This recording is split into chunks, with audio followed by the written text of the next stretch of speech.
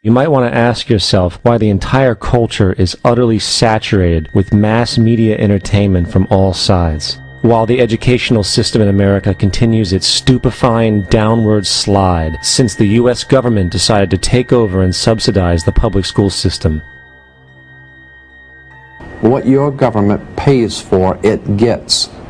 When we understand that, then we look at government-financed institutions of education and see the kind of students and the kind of education that's being turned out by these government-financed schools. Logic will tell you that if what is being turned out in those schools was not in accord with what the state and the federal government wanted, then it would change it. The Patriot Act, Homeland Security, the Military Tribunals Act, and other legislations are all completely and entirely designed to destroy your civil liberties and limit your ability to fight back against what is coming. Currently in the United States, unannounced to most brainwashed Americans, your home can be searched without a warrant, without you being home. You can in turn be arrested with no charges revealed to you, detained indefinitely with no access to a lawyer, and legally tortured, all under the suspicion that you might be a terrorist. It's time to wake up. The people in power go out of their way to make sure that you are perpetually misled and manipulated. The majority's perception of reality, especially in the political arena, is not their own. It is shrewdly imposed upon them without them even knowing it. For example, the public at large actually believes the invasion of Iraq is going badly, as sectarian violence doesn't seem to stop.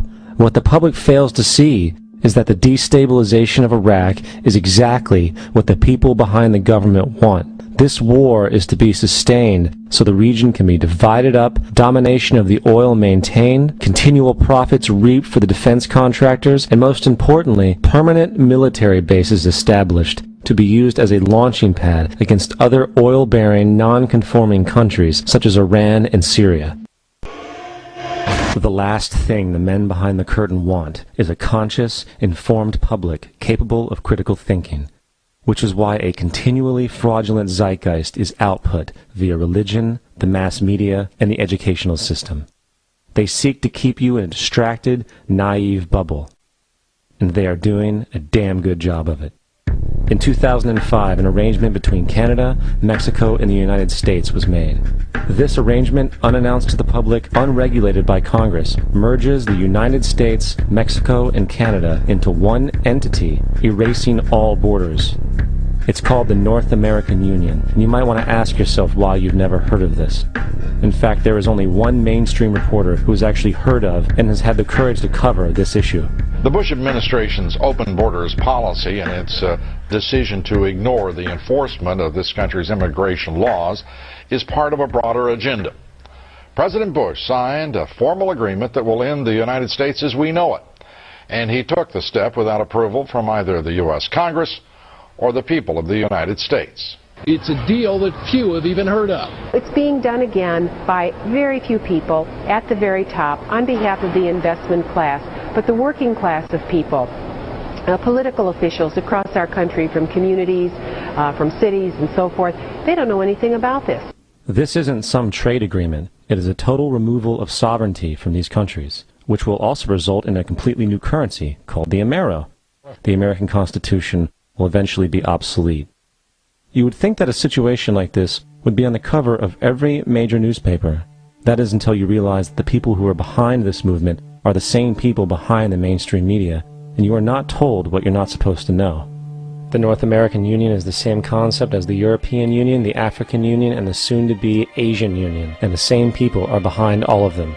And, when the time is right, the North American Union, the European Union, the African Union, and the Asian Union will be merged together, forming the final stages of a plan these men have been working on for over 60 years. A one-world government. And if we have learned anything from history, it is that power corrupts, and absolute power corrupts absolutely. This is Aaron Russo, a filmmaker and former politician. To his left is Nicholas Rockefeller of the infamous Rockefeller banking and business dynasty. After maintaining a close friendship with Nicholas Rockefeller, Aaron eventually ended the relationship, appalled by what he had learned about the Rockefellers and their ambitions. I got a call one day from an attorney woman I knew, and she said, would you like to meet one of the Rockefellers? I said, sure, I'd love to. And we became friends, and he began to divulge a lot of things to me. So he said to me one night, he said that there's going to be an event there, and out of that event, you're going to see we're going to go into Afghanistan, so we can run pipelines from the Caspian Sea. We're going to go into Iraq to take the oil and establish a base in the Middle East, and we're going to go into Venezuela and try and get rid of Chavez. And the first two they've accomplished. Chavez they didn't accomplish. And he said you're going to see guys going into caves looking for looking for people that they're never going to find.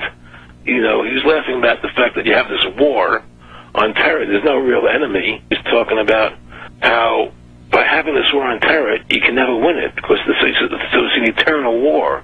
And so you can always keep taking people's liberties away.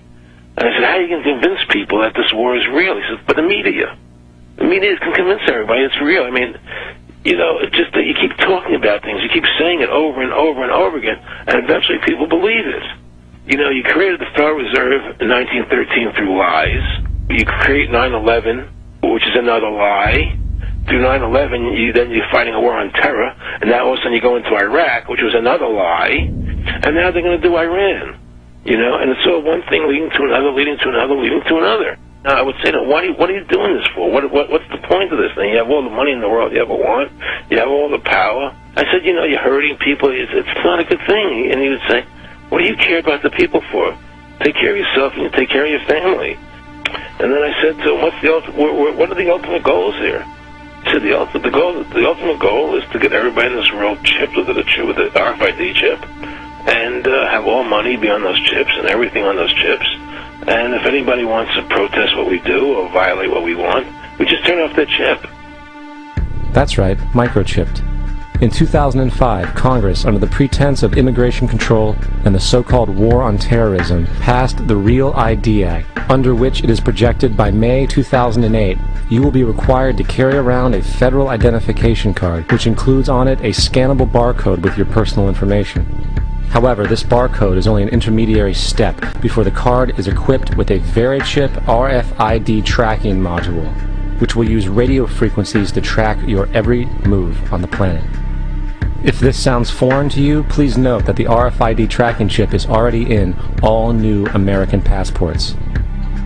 And the final step is the implanted chip, which many people have already been manipulated into accepting under different pretenses. We have a Florida family who are really pioneers in a brave new world. They have volunteered to be the first ever to have microchip identification devices implanted into their body. After 9/11, I was really concerned with the security of my family. In the end, everybody will be locked into a monitored control grid where every single action you perform is documented. And if you get out of line, they can just turn off your chip, for at that point in time, every single aspect of society will revolve around interactions with the chips. This is the picture that is painted for the future if you open your eyes to see it. A centralized one-world economy where everyone's moves and everyone's transactions are tracked and monitored, all rights removed. The most incredible aspect of all, these totalitarian elements will not be forced upon the people. The people will demand them. For the social manipulation of society through the generation of fear and division has completely detached humans from their sense of power and reality.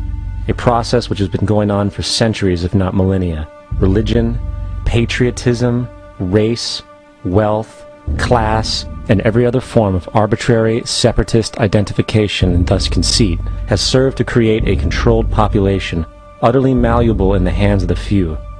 Divide and conquer is the motto, and as long as people continue to see themselves as separate from everything else, they lend themselves to being completely enslaved. The men behind the curtain know this, and they also know that if people ever realize the truth of their relationship to nature and the truth of their personal power, the entire manufactured zeitgeist they prey upon will collapse like a house of cards.